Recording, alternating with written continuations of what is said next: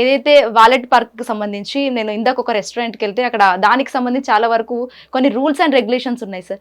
So ఎందుకు కొన్ని సార్లు కూడా మీరు అట్లా అని ఇక్కడ పార్కింగ్ చేసుకోండి అక్కడ పార్కింగ్ చేసుకోండి అని చాలా వరకు అంటుంటారు. ఎందుకు సార్ అట్లా? ఈ వ్యాలెట్కి సంబంధించి కాన్సెప్ట్ ఎందుకు వచ్చింది అని అంటే కనుక ఇప్పుడు మున్సిపల్ లాస్కి సంబంధించి ఏ ప్రాంతానికి సంబంధించి ఆ ప్రాంతం ఇప్పుడు మనకైతే కనుక జిహెచ్ఎంసీ యాక్ట్ అని ఉంటుంది.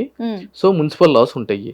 దానికి సంబంధించి ఏదైనా సరే ఒక వాణిజ్యపరమైన అంటే కమర్షియల్ యాక్టివిటీ నడిపిస్తున్నటువంటి ఏ సంస్థ అయినా కూడా వాళ్ళకి సంబంధించి సముచితమైన పార్కింగ్ స్థలం ఉండాలి.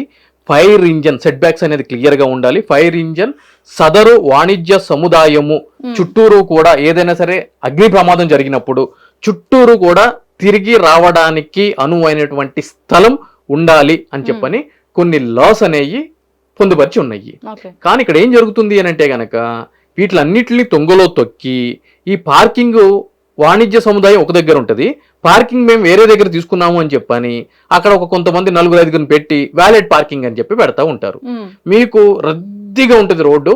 వెళ్ళి అక్కడ ఆగగానే ఒకడు వచ్చి ఒక టోకెన్ మీ దాంట్లో పెట్టి, లేదు అని అంటే కనుక వాట్సాప్ లో ఒక నెంబర్ చెప్తే దానికి ఇప్పుడు వాట్సాప్ సిస్టమ్ వచ్చింది, మీరు ఇట్లా సెండ్ అని చెప్పాను కానీ మీకు తీసుకుని వస్తారు. సిస్టమ్ పెట్టి మీ వెహికల్ తీసుకుని వెళ్ళి వాడు కొద్దిగా ముందుకెళ్ళి రోడ్డు పక్కన ఆపుతాడు. ఓకేనా? లేదంటే కనుక పక్కన ఏదైనా ఒక స్థలం తీసుకుంటే ఆ స్థలంలో పెడతాడు. లేదంటే కనుక ఎక్కడో ఇంకా వాడి ఇష్టం, వాడు ఎక్కడైనా సరే పెడతాడు. సో అందుకు వ్యాలెట్ పార్కింగ్ అనే వ్యవస్థ వచ్చింది. అయితే దీనికి సంబంధించి ఒక ప్రాపర్ ప్రొసీజర్స్ రూల్ ప్రొసీజర్స్ ఏమైనా ఉన్నాయా అని అంటే కనుక ఈరోజు అటువంటి వ్యాలెట్ పార్కింగ్ సదుపాయం కల్పించేటువంటి సంస్థ అంటే అది హోటల్ కావచ్చు, ఫంక్షన్ హాల్ కావచ్చు, మరే ఇతరదైనా కూడా షాపింగ్ మాల్ కావచ్చు, ఏదైనా కావచ్చు. ప్రమాదం ఏం జరుగుతుంది అని అంటే కనుక ఇక్కడ మీరు వ్యాలెట్ ఇస్తారండి, వాడు ఆ వెహికల్ తీసుకుని వెళ్ళి ముందు పెడతాడు. మీరు ఒక 1 అవర్ 1.5 అవర్ లోపల రెస్టారెంట్లో తింటారు, బయటకు వస్తారు, మీకు కీస్ ఇస్తాడు, మీరు వచ్చేస్తారు. మీ బండికి స్క్రాచెస్ పెడతాడు వాడు, రైట్? మీరు వచ్చి రెస్టారెంట్ యజమానిని ఫస్ట్ అడిగేంత టైం మీకు ఉండదు. సరే అడిగారు అనుకోండి, మాకేం సంబంధం సార్, మాకేం సంబంధం, స్క్రాచెస్ ఉంటే కనుక మీరు అప్పుడే చూడాలి కదా అని చెప్పని అంటారు. మీరు ముందు ఫోటో తీసుకోవచ్చు కదా, మాకు ఎటువంటి సంబంధం ఉండదు అని అంటారు. సో ఈ విధంగా ప్రభుత్వాలు ఏం చేస్తున్నాయి అని అంటే కనుక కళ్ళు మూసుకుని వీళ్ళు ఇచ్చే లంచాలకి అలవాటు పడిపోయిన అధికారులు ఈ విధంగా వ్యాలెట్ పార్కింగ్ చేయడానికి వాళ్ళకి అనుమతులు ఇస్తున్నారు. అసలు ఆ విధానం తప్పు, మాటికి తప్పు ఆ విధానం. మీరు వెళ్లాల్సిన ప్లేస్తో సముచితమైన పార్కింగ్ కల్పించలేనప్పుడు అటువంటి వాణిజ్య సముదాయానికి మీరు పర్మిషన్ ఇవ్వకూడదు రన్ అవడానికి. కానీ ఇస్తున్నారు ఏదో పక్కన చూపిస్తే సరే ఇది అయిపోతుంది. మెజారిటీగా ఏం జరుగుతుంది తెలుసా? నాకు నా ఫ్రెండ్కి అనుభవం ఏంటంటే వ్యాలెట్ పార్కింగ్ ఇచ్చారు, స్టెప్ని దొంగతనం చేశారు. Yes, exactly. మెజారిటీ వినియోగదారులు ఎవరైతే ఉంటారో అంటే వ్యాలెట్ పార్కింగ్ ఇచ్చే వాళ్ళ గురించి మాట్లాడుతున్నాను. దయచేసి మీరు ఈ వీడియో చూసిన తర్వాత వ్యాలెట్ పార్కింగ్ ఇచ్చిన తర్వాత ఫస్ట్ మీరు చెక్ చేయాల్సింది ఏంటంటే స్టెప్నీలు ఎత్తుకుపోతున్నారు. ఎందుకంటే అది కింద ఉంటుంది, స్క్రూ తీసేసి స్టెప్నీ తీసేస్తారు. మీకు స్టెప్నీ ఉందా లేదా అనే విషయం ఎప్పుడు తెలుస్తుంది?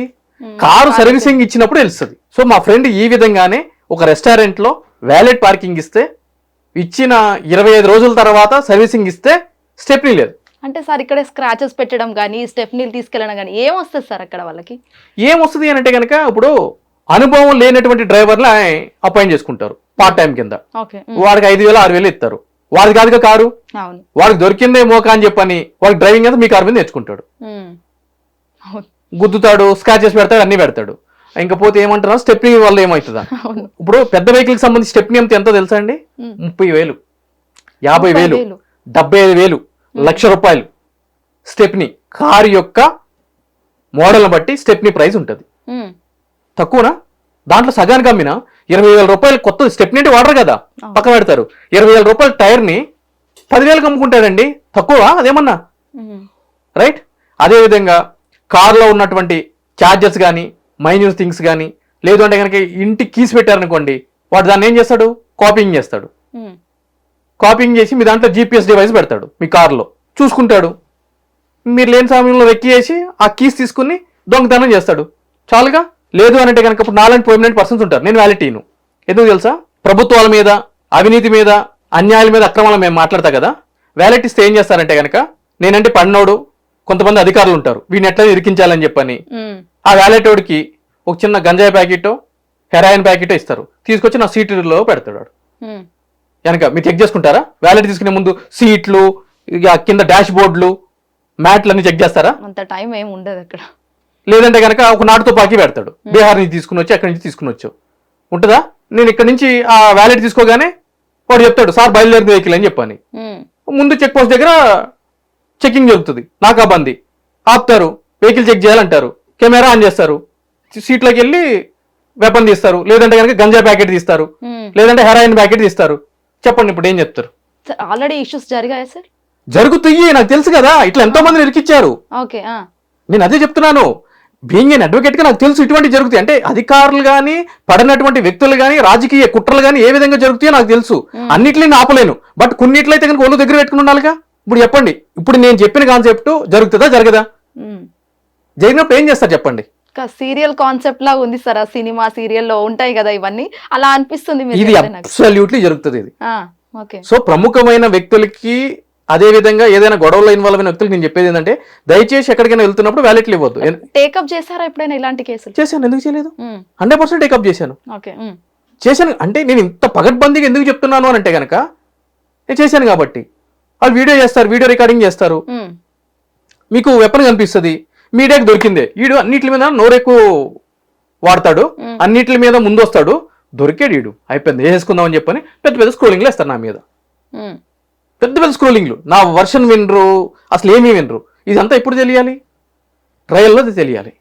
అప్పటి వరకు నాకు చించేస్తారు కదా, అయిపోయాయి కదా, దండ మీద కూడా ఆరేస్తారు. కొద్దిగా వీక్ పర్సనాలిటీ ఉన్న వాళ్ళు అయితే కనుక సూసైడ్ చేసుకుని చచ్చిపోతారు.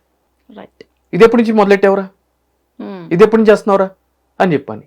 మీకు అంతెందుకు, సెర్చ్ వారెంట్ అని అర్ధరాత్రి అరెస్ట్లు అని చెప్పని పోలీసులు వాళ్ళు ఇంటికి వస్తే చాలా జాగ్రత్తగా కెమెరాల మధ్య మాత్రమే సెర్చ్ వారెంట్ చూసుకుని కెమెరాలతోటి మాత్రమే వాళ్ళు ఇల్లు సెర్చ్ చేయాలి.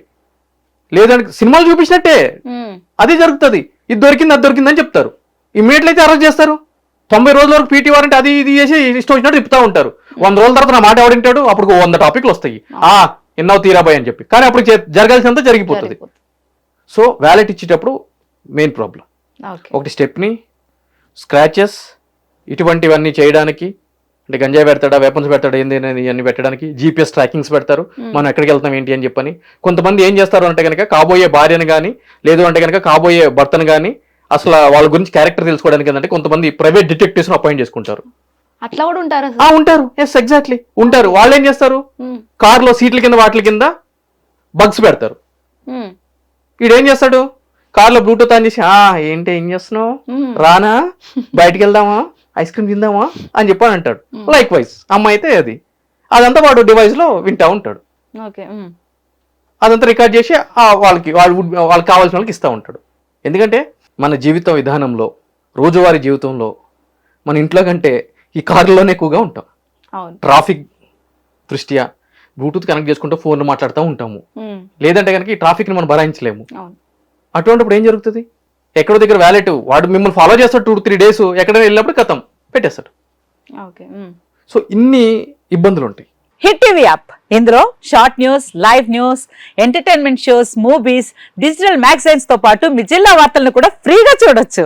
ఇంకెందుకు ఆలస్యం, వెంటనే హిట్ టీవీ యాప్ ని డౌన్లోడ్ చేసుకుని ఫ్రీగా ఎంటర్టైన్మెంట్ పొందండి. Hit TV app, hit TV app, please download hit TV app. Hit TV app ని ఫ్రీగా డౌన్లోడ్ చేసుకుని ఎంజాయ్ చేయండి. మీకు నచ్చిన ఎంటర్టైన్మెంట్ కోసం హిట్ టీవీ యాప్ ని ఫ్రీగా డౌన్లోడ్ చేసుకుని ఎంజాయ్ చేయండి. హిట్ టీవీ యాప్ ని డౌన్లోడ్ చేసుకుని ఆస్వాదించండి, ఆశీర్వదించండి. ఇంతమంది సెలబ్రిటీలు హిట్ టీవీ యాప్ ని డౌన్లోడ్ చేసుకోండి అని చెప్తున్నారంటే ఎంత మంచి యాప్ ఆలోచించండి. అమెరికా అమెరికా అమెరికా అమెరికాలో చదవాలనుకునే వాళ్ళకి విశ్వసనీయమైన పేరు మన శౌర్య కన్సల్టెన్సీ. UK లో 1 year masters, UK లో 1 year masters, 2 years work permit up to 5 years visa. Contact Shaurya Consultancy.